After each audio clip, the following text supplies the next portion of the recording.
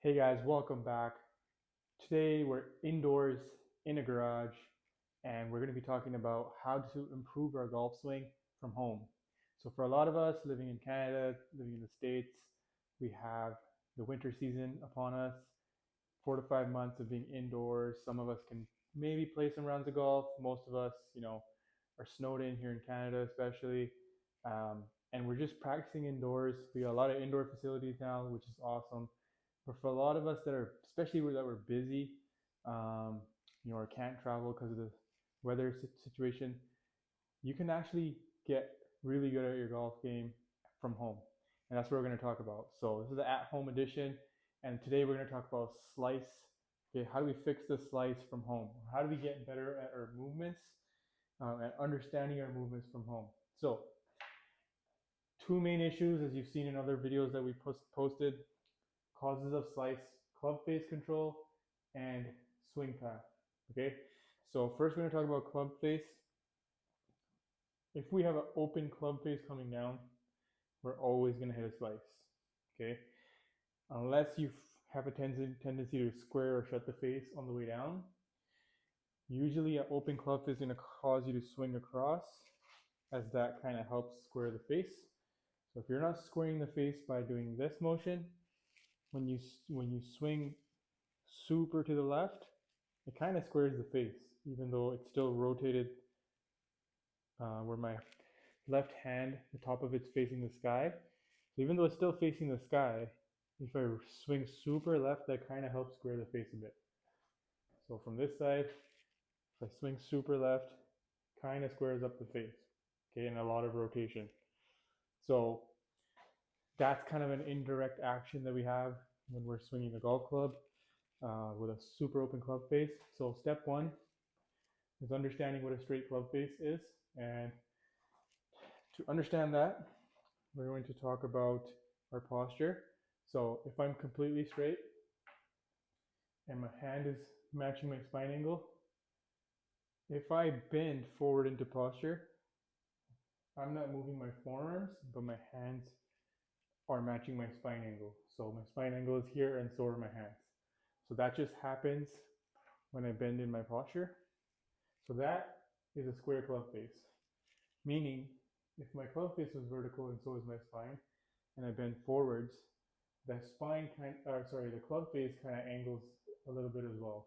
Okay, just like I did with my hands. So when we take the club back in our takeaway, we're looking for the club to be that slightly 45-degree angle. Okay, this is okay. In between here is okay. This is super open, and this is super shut.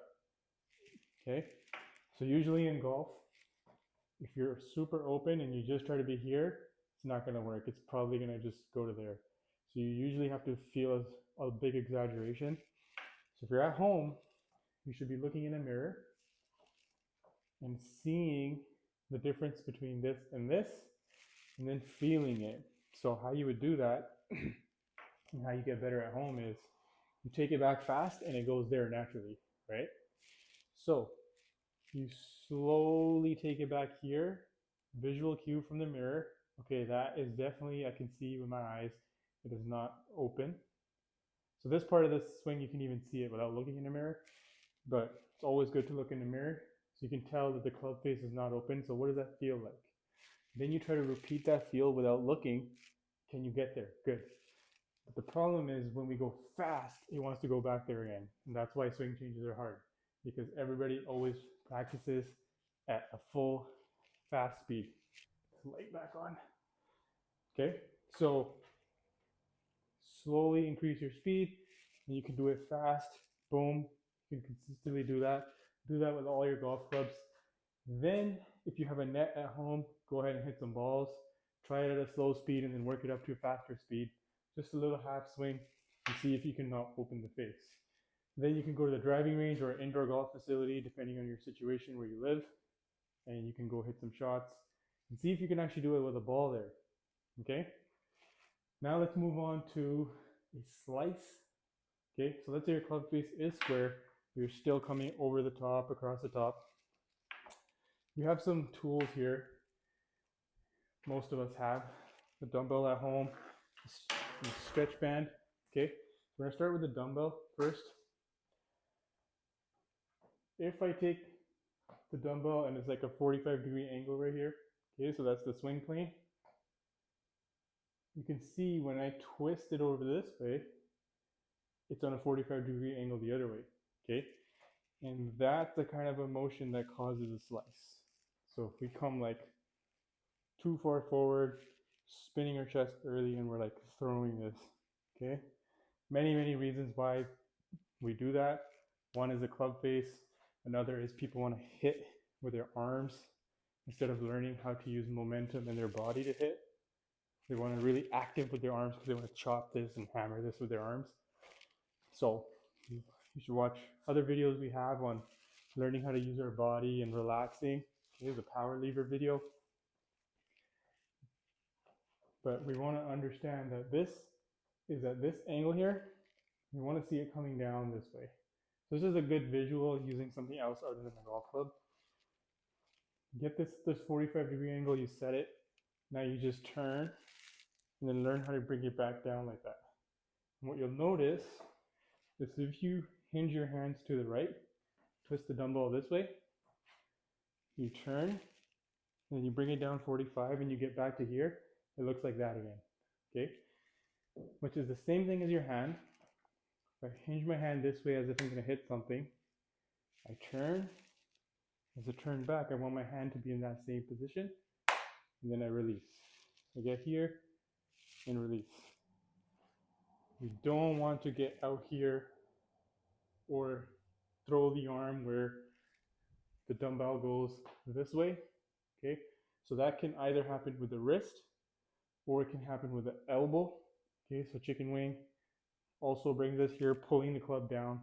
Really need to let it relax and fall. As it's falling, we keep it on this angle right here, okay? So doing that is a good thing. Combine it with your rotation, and then it squares back up here. So here's another thing. We could do this, but we can do it with an open club face, and that won't work either. So you can say, oh, I'm working on fixing my slice. I'm not over the top anymore. I'm still going right. So if your club face is open, that's gonna happen, okay? So we need to work on the club face individually. Then we need to work on the path and see if we can do both things together. Okay, and one final thing to end off on is if you have stretchy band like this, you want to like whip it, okay? But you want to whip it away from you, into out. So let the energy go and learn how to release way that way instead of this way. This is causing your slice. So we have arm that goes that way, and then we have our rotation that pulls us this way.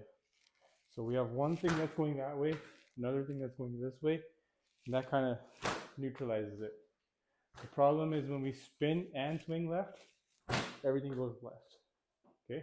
So we really need to feel that. You can use two hands, way out to the right, turn out to the right, and then spin here.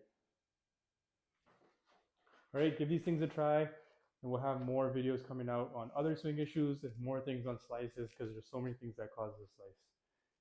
Thanks for tuning in.